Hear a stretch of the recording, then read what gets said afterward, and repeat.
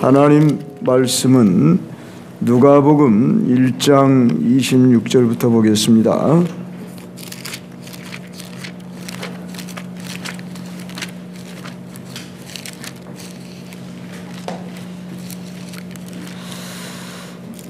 제가 한 절, 여러분이 한 절 그렇게 교독하겠습니다.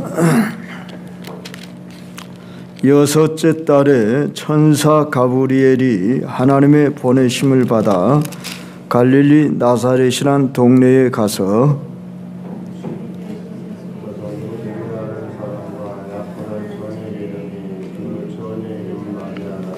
그에게 들어가 이르되 은혜를 받은 자여 평안할지어다 주께서 너와 함께 하시도다 하니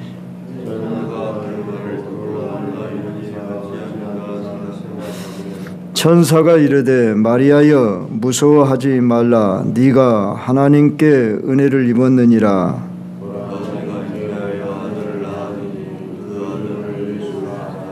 그가 큰 자가 되고 지극히 높으신 이의 아들이라 일컬어질 것이요 주 하나님께서 그 조상 다윗의 왕위를 그에게 주시리니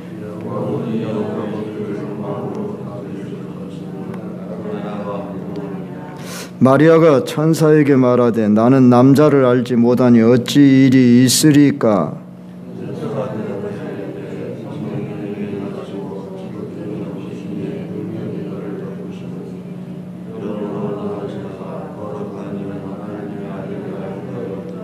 보라 내 친족 엘리사벳도 늙어서 아들을 배웠느니라.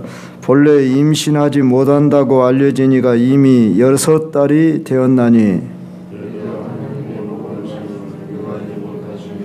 같이 마리아가 이르되 주의 여정이오니 말씀대로 내게 이루어지이다 하며 천사가 떠나가니라. 아멘.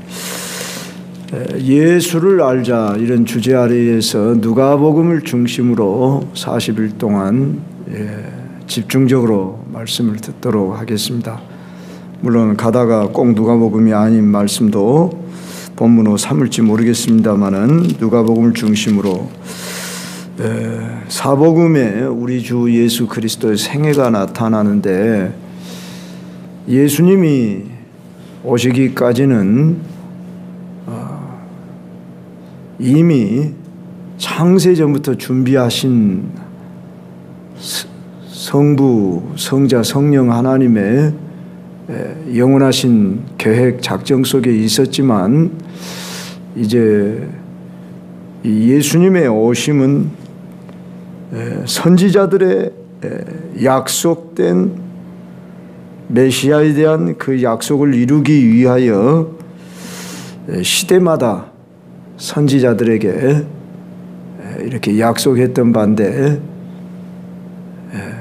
그 약속은 창세기 3장 15절로부터 시작되죠. 여자의 후손이 뱀의 머리를 깨트릴 것이다 하는 이런 매우 상징적인 언어로 여자의 후손이라 감추어져 있는 비밀처럼 되어 있었는데 아브라함을 통해서 더 분명하게 드러나고 이삭과 야곱을 통해 이렇게 계속 되어지는 가운데 특별히 야곱이 그 예언한 바에 의하면 창세기 49장 10절에 규가 유다를 떠나지 아니하며 통치자의 지팡이가 그 발 사이에서 떠나지 아니하기를 실로가 오시기까지 이르리니 그에게 모든 백성이 복종하리로다 했던 야곱이 유다를 향한 이 예언 속에서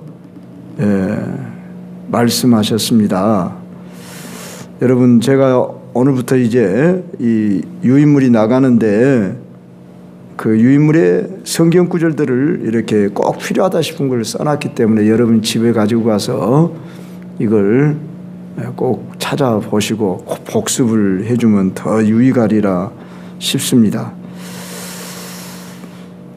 그렇게 야곱의 예언 속에서 유다 지파의 후손으로 메시아가 오실 것이다. 규는 홀 왕이 들고 있는 지팡이를 가리키죠. 실로라고 하는 곳에 성전을, 그러니까 언약궤 법궤를 모시는 그곳을 가리킵니다. 바로 이렇게 시대마다 족장들을 통해서, 특별히 왕 중에 다윗의 후손으로 메시아가 오실 것이다 했고, 선지자들을 통해서 계속 이어지는, 특히 이사야 선지자가 더 예수 오심을 밝히셨고, 미가 선지자는 베들레헴에 예수님이 나실 것을 약속했고, 그래서 구약 성경의 핵심은 예수 그리스도입니다. 그들은 메시아라 이렇게 일컬었습니다. 바로 기름 부음 받은 자라, 그런 뜻입니다. 메시아가. 오늘 이 시대는 그리스도라는 단어죠. 그런데 갈라디아서 4장 4절에서 때가 참에 하나님이 그 아들을 보내사 여자에게서 나게 하시고 율법 아래 나게 하셨다, 이렇게 바울은 말씀했듯이 제2 하나님이신 성자께서 성령으로 잉태하심으로 사람의 몸을 입고 이 땅 가운데 오시는 이 인류 역사 최대 사건의 때가 드디어 무르익어가고 있었던 것입니다. 그렇다면 그리스도가 오심과 관련했을 때 하나님이 보낸 가브리엘 천사를 통해서 전달하시는 그 방식과 내용이 오늘 본문에 나오는데, 자, 오늘 본문으로 돌아가서 봅시다. 여섯째 달에 이렇게 시작되는 이 여섯째 달이란 뭐냐? 이미 세례 요한의 아버지 되는 사가랴에게, 또 그 어머니 된 엘리사벳에게 잉태하게 했습니다. 세례 요한이 잉태한 지 여섯째 달에 천사 가브리엘이 하나님의 보내심을 받아 갈릴리 나사렛이란 동네에 갔다, 그것입니다. 하나님이 이런 특별한 방법으로, 그러니까 선지자를 통해서, 즉 사람을 통해서 말씀하는 것이 아니라 천사를 직접 보내서 이렇게 우리 예수님의 나심, 이걸 수태고지라 일컬지요. 수태고지하십니다. 다윗의 자손 요셉이라 하는 사람과 약혼한 처녀에게 이르니 그 처녀 이름은 마리아라. 최초로 이 말씀을 받는 자가 마리아라는 겁니다. 그런데 그 마리아를 그냥 마리아라고 일컬지 않고 다윗의 자손 요셉이라는 사람과 약혼한 처녀, 이렇게 말합니다. 그건 왜 그럴까요? 다윗의 자손으로 메시아가 오리라 하는 것이 유대인들에게 늘 익히 들어 믿고 아는 바이기 때문에 그 약속대로 성취하셨다 하는 것을 가리키는 것입니다.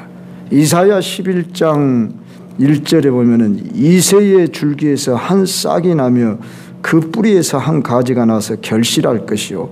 다윗의 아버지가 이새예요. 그러니까 이새의 줄기에서 한 싹이 난다. 그 뿌리에서 한 가지가 나서 결실한다. 비유적으로, 상징적으로 그런 나무에 비유하고 그랬죠. 바로 그 다윗의 후손으로 오실 메시아, 그 요셉, 그리고 요셉과 약혼한 처녀라는 겁니다. 이 처녀라는 단어에 주목을 해야 합니다. 히브리어는 알마라는 단어를 쓰고 있는데, 바로 결혼하지 않은 젊은 여자라, 그런 뜻입니다. 그랬을 때 동정녀라. 그런 말입니다.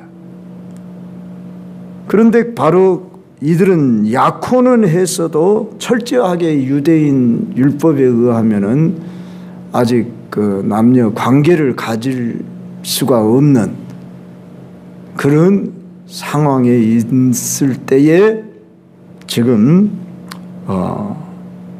갈릴리 나사렛 동네에 천사가 찾아왔습니다.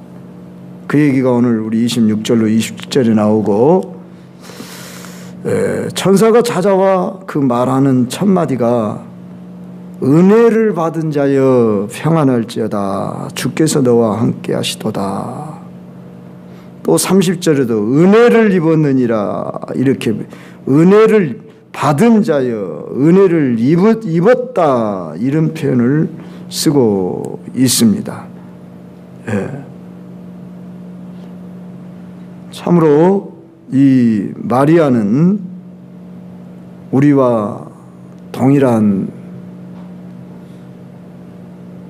사람이지만 은혜를 입었어요. 그래서 마리아가 깜짝 놀라지요. 이런 인사가 어쩐 민고. 갑자기 천사가 나타나니까. 그러더니 하는 말씀이 보라 네가 잉태하여 아들을 낳으리니 그 이름을 예수라 하라. 이름을 가르쳐주며 네가 잉태할 것이다. 이렇게 말한다는 거예요. 그 예수라는 그 이름의 뜻이 마태복음 1장 21절에서 이는 그가 자기 백성을 그들의 죄에서 구원할 자이심이라. 이 예수라는 이름은 히브리어로 말하면 여호수아라는 단어와 동일한 단어입니다. 예수와 예수 그렇게 했을 때 히브리어로 같은 말인데, 여호와는 구원이시다 그런 뜻, 구원자다 그런 뜻입니다. 그 이름의 뜻을 가르쳐 주면서 이제 32절로부터 35절에 걸쳐서 예수님이 어떤 분이시고 하실 일이 무엇인가 하는 것에 대해서 말씀해 주고 있는데, 우리는 예수님을 구주로 믿는 사람들입니다. 그랬을 때에 예수님이 누구신가 했을 때 여기 천사 가브리엘이 표현을 하기를 그가 큰 자가 되고 지극히 높으시니 아들이라 일컬어질 것이다. 그리고 주 하나님께서 그 조상 다윗의 왕위를 그에게 주실 것이다. 영원히 야곱의 집을 왕으로 다스릴 것이고 그 나라가 무궁하리라. 이런 내용으로 지금 말씀을 하고 있어요. 우리는 예수님이 누구신가 할 때 그는 제2 인격을 가신 성자로서 성령으로 처녀의 몸에 잉태하게 될 것을 35절에서 말씀하고 있지요. 성령이 네게 임하시고 지극히 높으시니 능력이 너를 덮는다. 이런 표현을 쓰고 있어요. 그런데 그를 가리켜 나실 바 거룩한 이는 하나님의 아들이라 일컬어질 것이다. 이런 내용을 말씀하고 있습니다. 자, 이런 내용은 구약의 선지자들이 종종 말씀했는데 이사야 7장 14절에서 보라 처녀가 잉태하여 아들을 낳을 것이요 그의 이름을 임마누엘이라 하리라 이렇게 말씀했습니다. 그 시대에 이 말씀이 도대체 무슨 말씀인지 깨닫고 알만한 자들은 극히 드물었을 것입니다. 그렇지만 선지자들이 시대마다 증거했던 바가 성취된 것입니다. 그래서 처녀의 몸에 성령으로 잉태한다. 이것은 사람의 생육 방법과 다른 이런 완전한 특별한 하나님의 역사가 아니고는 되어질 수가 없는 것이다. 왜 그렇게 하셔야만 했는가? 그것은 예수님이 하나님의 아들이시지만 완전한 인간으로 오셔야 했고, 그러나 우리 보통 아담 이후의 인생으로 오게 되면은 죄된 몸으로 우리와 똑같은 죄인이 되기 때문에 이제 부정 모혈에 의해서 태어난 분이 아닌 성령으로 오셔야만이 무죄하신 분이신 분으로, 그런데 그분은 하나님이신, 그런데 이 위격이기 때문에 하나님의 아들이라, 아들의 위치로 이렇게 오게 되셨다. 우리는 성부나 성자나 성령이 한 하나님이신 것을 믿으면서 위격은 다르다. 그래서 성부와 성자와 성령이 한 하나님이시다. 그래서 우리는 일명 삼위일체라는 말을 씁니다. 이 삼일체란 말은 성경에 없어도 이것은 교리적인 우리의 신앙 고백으로 믿는 바입니다. 예수님이 내가 하나님의 아들이다 이런 용어를 직접 쓰진 않았어도 하나님의 아들이심을 하나님이 증거를 하시는데, 특히 어디에서 증거를 하시느냐 그러면 세례 요한에게 예수님이 세례를 받을 때에 하늘에서 음성이 나지요. 제가 이렇게 9절까지 여러분들에게 써놨는데 누가복음 3장 22절을 보면 거기 나오고, 또 누가복음 9장 35절에서는 베드로, 요한, 야고보 세 제자를 데리고 변화산상에 갔을 때 하늘에 또 음성이 들려서 하나님의 아들이심을 증거합니다. 그리고 하나님의 아들이라고 하는 것을 베드로가 신앙 고백으로 주는 그리스도시요 살아계신 하나님의 아들입니다. 심지어 귀신도 예수님을 보고서 마가복음 5장 7절에 큰 소리로 부르짖어 이르되 지극히 높으신 하나님의 아들 예수여 나와 당신이 무슨 상관이 있나이까, 이렇게 말에 증거했고, 백부장은 예수 그리스도의 그 십자가에서의 운명하심을 보고서 마가복음 15장 39절에서 이 사람은 진실로 하나님의 아들이었도다. 예수님이 운명할 때에 온통 하늘이 검어지고 흑암이 밀려오고, 또 예수님이 마지막 운명하실 때 다 이루었다. 아버지여 내 영혼을 아버지 손에 부탁하노다 할 즈음에 주변에서 막 바위가 터지고 자던 자들의 무덤에서 부활의 역사가 있었다. 이렇게 성경에는 증거되고 있습니다.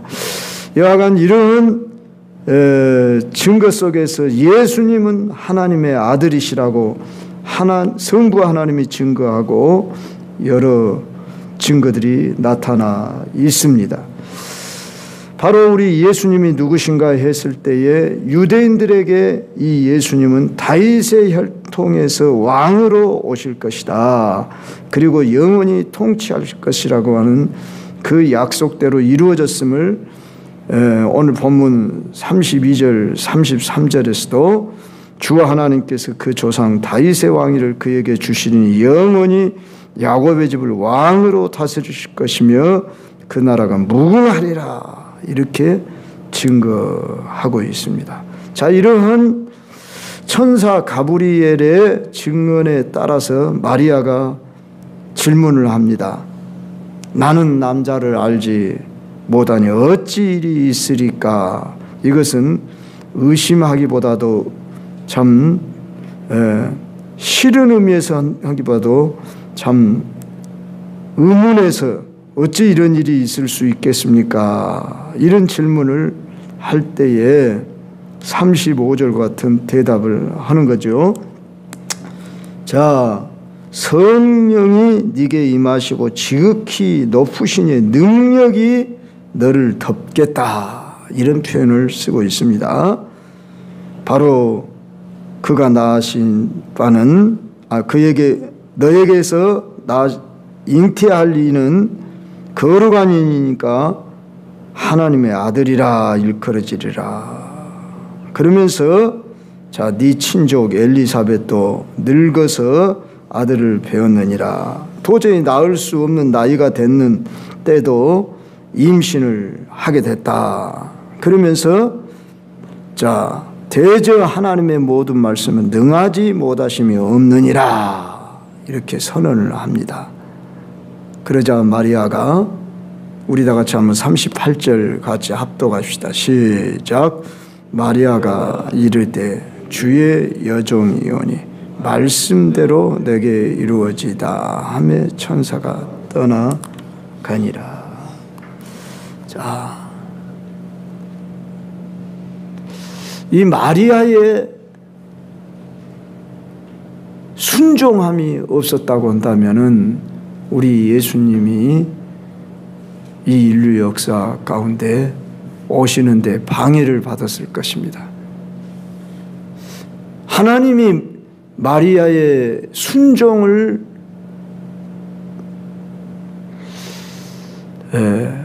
이미 믿고서 이 마리아에게 찾아왔으리라 싶어집니다. 유대 전 지역에서 하나님의 때가 참에 누구에게 내가 내 아들을 이 세상에 인간의 몸으로 보낼 것인가 했을 때에 약혼한 처녀였던 아직은 합방하지 않은 이런 상태에 있는 이 마리아에게 찾아옴이 가장 합당하다 싶어서 이미 하나님의 섭리 속에 준비했는데 이 마리아는 너무나 참 당황했을 것입니다. 놀랐을 것입니다.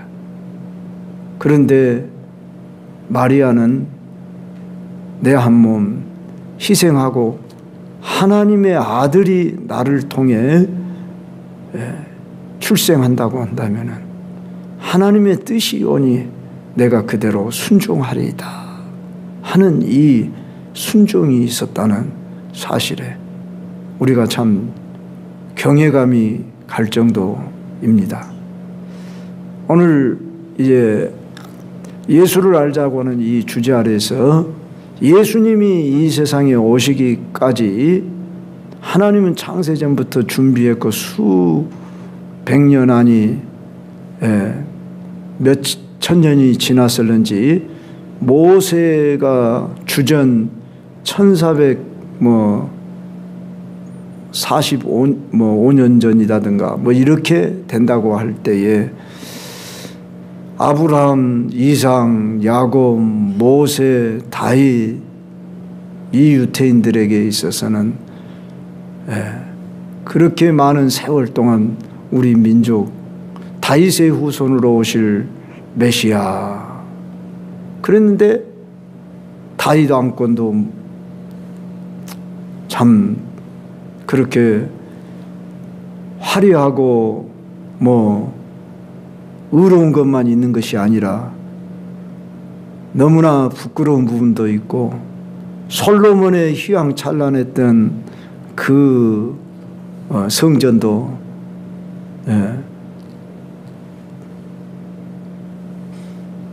파괴되어지고 북이스라엘은 아수리에 멸망하고 남왕국 유다는 바벨론의 주전 586년에 멸망을 하고 이스라엘 백성은 흩어져 살다가 특히 바벨론 포로에 의해서 70년 만에 돌아왔을 때 그 돌아와 남은 자들을 가리켜서 유다인이라 일컬어집니다. 그래서 오늘날의 유태인이라고 하는데 이 유대의 후손으로 메시아가 오실 것이다 하는 이 약속이 성취되도록 하시기 위해서 특히 다윗의 후손으로 오실 것이다.